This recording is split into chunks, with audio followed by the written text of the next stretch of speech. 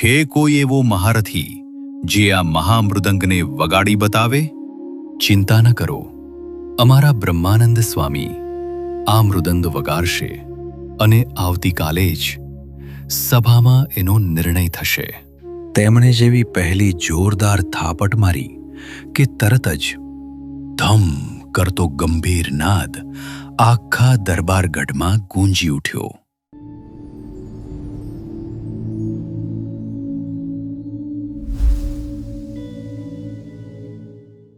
ગઢપુરમાં દાદા ખાચરના દરબારમાં એક દિવસ વાતાવરણમાં કુતૂહલ છવાઈ ગયું, જ્યારે કેટલાક મુસ્લિમ સંગીતકારો એક અત્યંત વિશાળ અને પ્રાચીન મહામૃદંગ લઈને અહીં પધાર્યા. આ મૃદંગ કોઈ સાધારણ વાદ્ય નહોતું, પણ તેનો ઇતિહાસ સદીઓ જૂનો અને ગૌરવશાળી હતો. આ એ જ મહામૃદંગ હતું જે માળવાના કલારસિક રાજા ભોજના સમયમાં ઉજ્જૈન નગરીમાં ભગવાન મહાકાલેશ્વરના પુત્ર ગણપતિ દ્વારા નિર્મિત માનવામાં આવતું હતું. આ મૃદંગ એટલું તો વિશાળ હતું કે તેના કદની કલ્પના કરવી પણ મુશ્કેલ હતી. જો કોઈ વાદક તેની બરાબર વચ્ચે બેસીને પોતાના બંને હાથ પૂરેપૂરા પ્રસારે તો પણ તે મૃદંગના બંને છેડાને એટલે કે તેના ડાબા અને જમણા ભાગને એક સાથે સ્પર્શ કરી શકતો નહીં. 11મી સદીમાં જ્યારે માળવાના સંગીતકારો આ મહામૃદંગ સાથે વિજય કૂચ કરતા ગુજરાતના પાટનગર પાટણ પહોંચ્યા, ત્યારે તેમણે રાજવી ભીમદેવ સોલંકીના દરબારમાં પડકાર ફેંક્યો હતો કે છે કોઈ એવો મહારથી જે આ મહામૃદંગને વગાડી બતાવે? એ સમયે પાટણની આન બાન અને શાન જાળવવા માટે રાણી ચૌલાદેવી આગળ આવ્યા હતા. પોતે એક શ્રેષ્ઠ નૃત્યકાર હોવાને લીધે તેમણે અત્યંત કુશળતાથી કટિભંગ મુદ્રા ધારણ કરી લડી લડીને પોતાના બંને હાથે આ મહામૃદંગને એવી રીતે તાલબદ્ધ વગાડ્યું કે આખા ભારતમાં ગુજરાતની સંગીત કલાનો ડંકો વાગી ગયો હતો. એ વાતની 700 વર્ષોના વહાણા વીતી ગયા હતા. સમય જતા આ ઐતિહાસિક મૃદંગ મુસ્લિમ સંગીતકારો પાસે આવ્યું. આ સંગીતકારો પોતે કલાના જાણકાર હતા, એટલે તેઓ પણ કોઈ એવા સમર્થ વાદકની શોધમાં હતા જે આ મૃદંગને તેના અસલી લય અને પદ્ધતિ મુજબ વગાડીને તેની શાન ફરી જીવંત કરી શકે. પોતાની આ શોધમાં તેઓ ભારતભરના અનેક પ્રાંતો અને રજવાડાઓમાં ઘૂમી વળ્યા. ગમે તેવા દિગ્ગજ કલાકારો પણ આ વિશાળ મૃદંગ જોઈને હથિયાર હેઠા મૂકી દેતા. સતત નિષ્ફળતા મળતા સંગીતકારો નિરાશ થઈ ગયા હતા, પરંતુ આખરે તેમને જાણવા મળ્યું કે ગઢપુરમાં સ્વામિનારાયણ ભગવાનના આશ્રિત એવા નંદ સંતો વસે છે, જેઓ માત્ર ભક્તિમાં જ નહીં પણ સંગીતની તમામ કળાઓમાં પણ અજોડ અને પારંગત છે. બસ આ જ આશા સાથે તેઓ ભટકતા શોધતા ગઢપુરના પાદરમાં આવી પહોંચ્યા.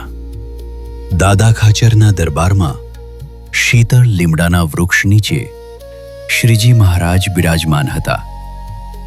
ત્યાં પેલા સંગીતકારોએ આવી પ્રભુના ચરણોમાં વંદન કર્યા. તેમણે પોતાની સાથે લાવેલું વિશાળકાય મહામૃદંગ મહારાજ સમક્ષ રજૂ કર્યું અને નમ્રતા સાથે પડકાર મૂક્યો કે હે મહારાજ, આપની અને આપના સંતોની સંગીત નિપુણતાની ખ્યાતિ સાંભળીને જ અમે અહીં આવ્યા છીએ. અમને આશા છે કે આપના સંતોમાંથી કોઈ આ અશક્ય લાગતા મૃદંગને વગાડી બતાવશે. સંગીતકારોના આ વેણ સાંભળી શ્રીહરિએ કરીનાય વિલંબ વિના અત્યંત મક્કમતાથી જવાબ આપ્યો, ચિંતા ન કરો, અમારા બ્રહ્માનંદ સ્વામી આ મૃદંગ વગાડશે અને આવતીકાલે જ સભામાં એનો નિર્ણય થશે. મહારાજની આ જાહેરાત સાંભળીને સભામાં બેઠેલા બ્રહ્માનંદ સ્વામી તો ચમકી ગયા. તેમના મનમાં ચિંતાના વમળો જાગ્યા. તેઓ વિચારવા લાગ્યા કે મારું આ સ્થૂળ શરીર અને સામે આ પર્વત જેવડું મોટું મૃદંગ, બંને છેડા સુધી તો મારા હાથ પણ નથી પહોંચતા, તો આને હું વગાડીશ કઈ રીતે? ભક્તવત્સલ શ્રીહરિ બ્રહ્મમુનિની આ મૂંઝવણ તરત જ પામી ગયા. મહારાજે વિચાર્યું કે જો સ્વામી મૂંઝવણમાં રહેશે અને કાલે સભામાં હાજર નહીં થાય તો વાત વણસી જશે અને મારે પોતે તેમને તેડવા જવું પડશે. એટલે ભવિષ્યની આ પાળ મહારાજે અત્યારથી જ બાંધી દીધી. સભા પૂરી થયા પછી મહારાજે સ્વામીને એકાંતમાં પાસે બોલાવ્યા અને વહાલપૂર્વક કહ્યું, સ્વામી, આમાં ગભરાવા જેવું કાંઈ જ નથી. તમે નિશ્ચિત રહો, મૃદંગ તો તમારા હાથે જ વાગશે. મહારાજના આ રહસ્યમય સંકેતને સ્વામી તરત જ સમજી ગયા. તેમને અહેસાસ થયો કે મારો વહાલમો મને નિમિત્ત બનાવીને આ અદ્ભુત કાર્યનો બધો જ યશ મને અપાવવા માંગે છે. સ્વામીનો બધો વિષાદ યોગ ઓગળી ગયો અને તેમને ગદગદ ભાવે કહ્યું, ભલે મહારાજ, જેવી આપની મરજી. બીજે દિવસે ગઢપુરના દરબારમાં એક અલગ જ રોનક હતી. આખા પંથકમાં વાત વાયુવેગે પ્રસરી ગઈ હતી કે જે મહામૃદંગને છેલ્લા 700 વર્ષથી ભારતનો કોઈ કલાકાર હાથ પણ નહોતો લગાડી શક્યો, તેને આજે સ્વામિનારાયણ ભગવાનના સંત વગાડવાના છે. આ અદ્ભુત નજારો જોવા માટે માત્ર હરિભક્તો જ નહીં પણ આજુબાજુના ગામોના સંગીત પ્રેમીઓ અને જિજ્ઞાસુ લોકોની મેદની ઉમટી પડી હતી. સભા પ્રેક્ષકોથી ખીચોખીચ ભરાઈ ગઈ હતી. શ્રીજી મહારાજ લીમડાના વૃક્ષ નીચે ઊંચા આસન પર બિરાજમાન થયા અને આકાશ ગઢપુરપતિની જય ના નાદથી ગાજી ઉઠ્યું. ગઈકાલ સુધી જેમના મન પર ચિંતાના વાદળો હતા તે બ્રહ્માનંદ સ્વામી આજે એકદમ શાંત અને પ્રસન્ન જણાતા હતા. મહારાજના વચન પરના અતૂટ વિશ્વાસે તેમનો બધો જ ડર હરી લીધો હતો. બરાબર એ જ સમયે શ્રીહરિએ હાથનો સંકેત કર્યો અને ગંભીર અવાજે આજ્ઞા કરી, ઉઠો બ્રહ્મમુનિ અને આ મહામૃદંગ વગાડીને સૌને સંગીતનો આનંદ કરાવો. મહારાજની આજ્ઞા થતાં જ બ્રહ્મમુનિ હાથ જોડીને ઊભા થયા. પેલી બાજુ સંગીતકારો અને સભામાં બેઠેલા લોકો એકબીજા સામે જોઈ રહ્યા હતા. સૌના મનમાં એક જ પ્રશ્ન હતો કે આવા ભારે અને સ્થૂળ શરીરવાળા સ્વામી આ પહાડ જેવા વિશાળ મૃદંગ પર કેવી રીતે કાબુ મેળવશે?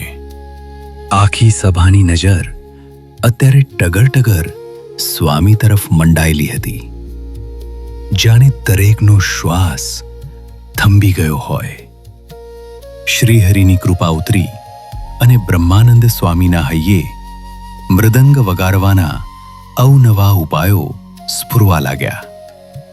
સૌ પ્રથમ તેમણે સભામાં લાકડાના 2 મજબૂત થાંભલા ઊભા કરાવ્યા અને તેની ઉપર એક આડું લાકડું મજબૂત રીતે બંધાવ્યું. આ લાકડા સાથે મૃદંગને એવી રીતે ત્રાસું લટકાવ્યું કે તે જમીનથી થોડું ઊંચું ઝૂલતું રહે. મૃદંગનો ઉપરનો ભાગ તેમણે ઘોડાના ચાબકથી બાંધ્યો જેથી તાલબદ્ધ ઘોષ અને સૂરમાં સહેજ પણ ફેરફાર ન થાય. સભામાં બેઠેલા લોકો માટે આ બધું જ કૌતુકભર્યું હતું. એક અનુભવી કલાકારની અદાથી સ્વામીને આ બધી ગોઠવણ કરતા જોઈ સૌ આશ્ચર્યથી તેમને નિહાળી રહ્યા હતા. જ્યારે બધી તૈયારી થઈ ગઈ ત્યારે સ્વામીએ મર્યાદાપૂર્વક શ્રીજી મહારાજ સામે જોયું. મહારાજે પણ આંખ અને હાથના સંકેતથી વાદન શરૂ કરવાની અનુમતિ આપી.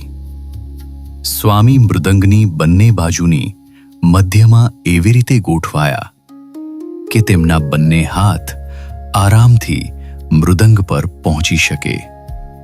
તેમણે જેવી પહેલી જોરદાર થાપટ મારી કે તરત જ ધમ કરતો ગંભીર નાદ આખા દરબારગઢમાં ગૂંજી ઉઠ્યો. આ અવાજ સાંભળતા જ સભામાં વાહ વાહના પોકારો ઉઠ્યા અને લોકોના હર્ષનાદથી વાતાવરણ ગાજી ઉઠ્યું. મૃદંગ એવું વાદ્ય છે જેમાં તબલા કે ઢોલક કરતાં વધુ શક્તિ અને ખુલ્લા હાથની જરૂર પડે છે, અને સ્વામીમાં એ કૌશલ્ય અને તાકાત બંને હતા. જ્યારે ગવૈયાઓએ ભૈરવી રાગ છેડ્યો ત્યારે સ્વામીએ સમજાવ્યું કે મૃદંગમાં તબલાના ત્રિતાલ ન શોભે, તેમાં તો ચૌતાલ જ શોભે.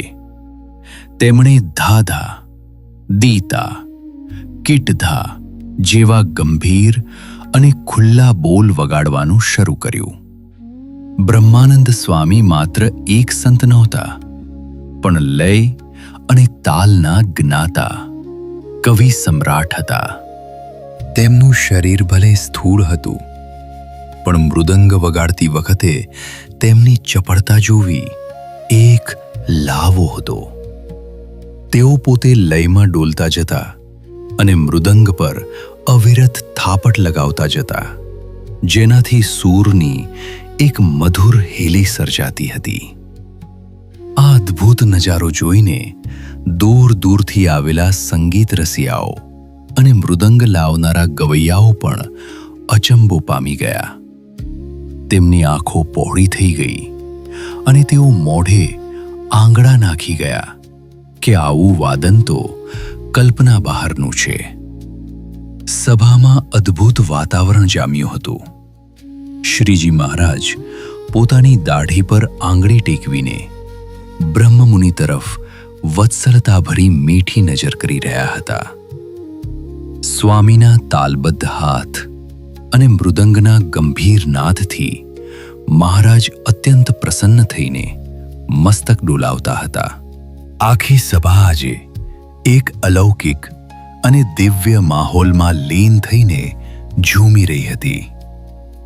એક બાજુ પેલા ગવૈયાઓ રાગ રાગણીઓના અટપટા આરોહ અવરોહો અને અવનવી તાન છેડી રહ્યા હતા, તો બીજી બાજુ બ્રહ્માનંદ સ્વામી મૃદંગ પર તાલની એવી જબરદસ્ત જુગલબંધી જમાવતા હતા કે સંગીતની એક અનોખી હેલી વરસી રહી હતી.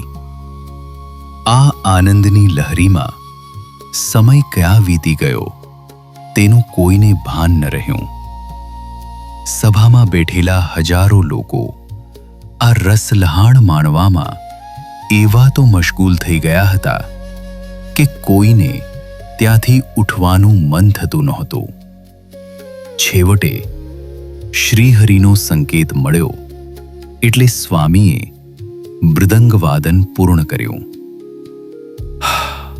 પરસેવે રેબઝેબ થયેલા સ્વામી પ્રભુની પાસે આવ્યા અને આદરપૂર્વક ચરણે વંદન કર્યા. શ્રીહરિએ અત્યંત હેતથી સ્વામીનો ખભો થાબડ્યો, તેમને ઊભા કર્યા અને હૈયા સરસા ચાપીને પ્રેમથી ભેટ્યા. આ દ્રશ્ય જોઈ સમસ્ત સભાજનો અહોભાવથી ભરાઈ ગયા અને શ્રીહરિ તેમજ સ્વામીના ચરણોમાં વંદી રહ્યા. સભા વિસર્જન થયા પછી જ્યારે સૌ વિદાય લઈ રહ્યા હતા ત્યારે દરેકના મુખે એક જ વાત હતી કે આજનો આ અવસર આપણી જિંદગીનું ક્યારેય ન ભૂલાય તેવું અવિસ્મરણીય સંભારણું બની ગયું. મૃદંગ વગાડવામાં સ્વામીની એક ગજબની ચપળતા, સંગીતની એ છટા અને મહારાજની એ દિવ્ય પ્રસન્નતા જોઈને સૌના અંતરમાંથી એક જ ઉદ્ગાર સરી પડતો હતો, ખરેખર આજે તો આપણે ન્યાલ ન્યાલ થઈ ગયા.